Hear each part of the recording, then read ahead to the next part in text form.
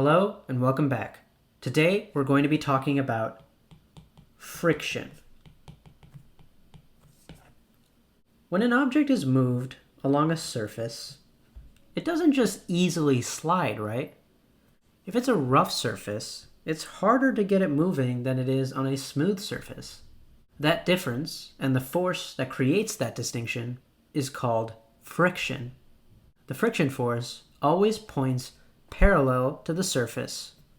So, for this box, it'll be going this way, and relatively the same direction for this rough patch. Now, there are two types of friction: static friction and kinetic friction. Let's say there's a really heavy box right in front of you, and you push, and yet it still doesn't move. That force counteracting your force is static friction. It's the force between that box and the floor that resists motion. Now let's say you keep pushing. Eventually it starts sliding, but it's still difficult.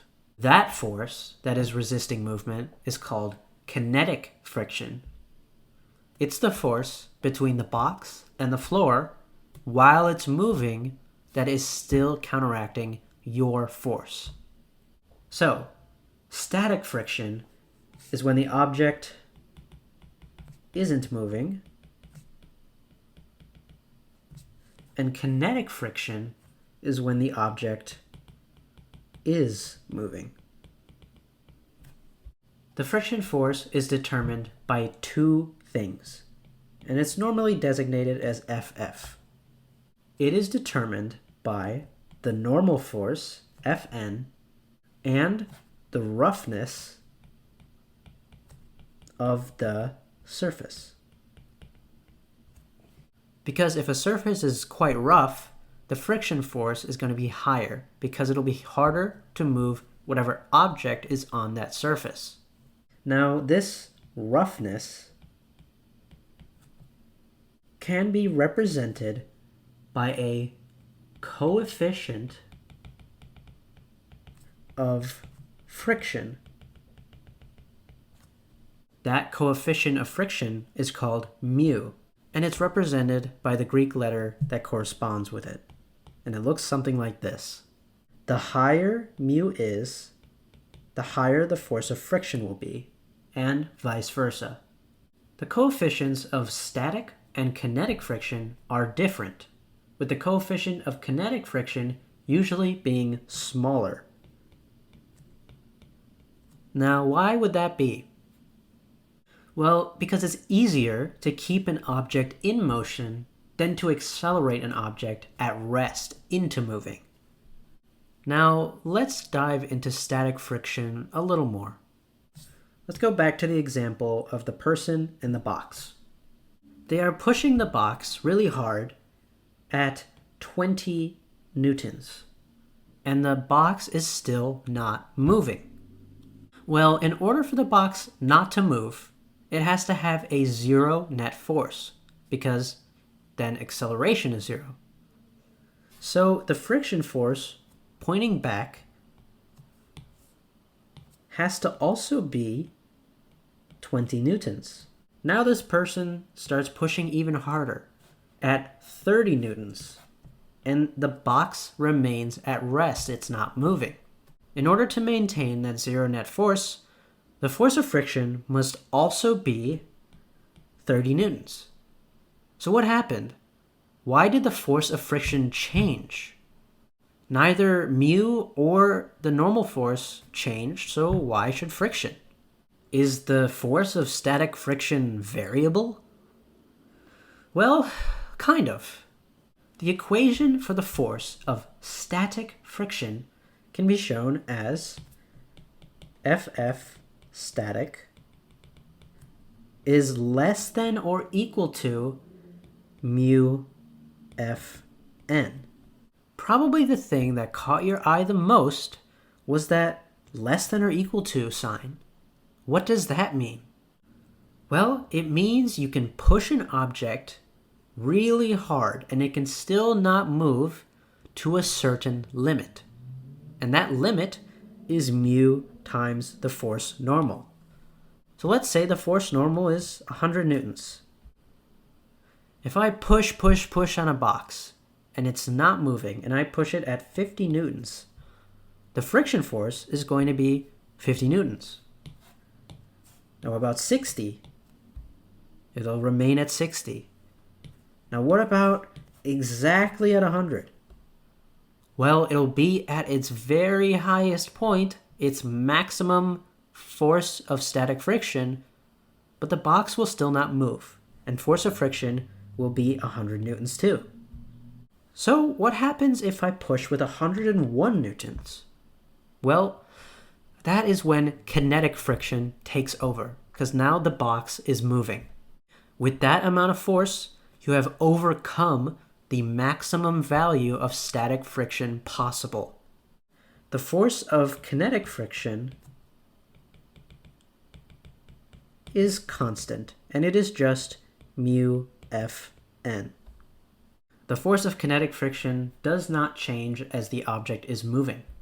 And, like in the drawing I have up here, the force of friction will always point in the opposite direction of the motion, or intended motion for static friction. Let's do some quick problems. Let's say a 35 kilogram crate of bananas is being pulled, and that the coefficient of kinetic friction between the floor and the crate is 0.5. What is the friction force? Well, first of all, we know the object is moving, so we have to use kinetic friction. And the force of friction, kinetic, is equal to mu Fn. We already know mu, which is 0.5. So what's Fn? This crate of bananas is only moving in the x direction, which means that any gravity force that this crate of bananas has must be counteracted by an equal and opposite normal force. So that means Fg equals Fn. And we know that Fg is equal to mg, and we know the mass and g, 35 kilograms times 9.81 meters per second squared gives us, if you take out your calculator, 343.35 newtons.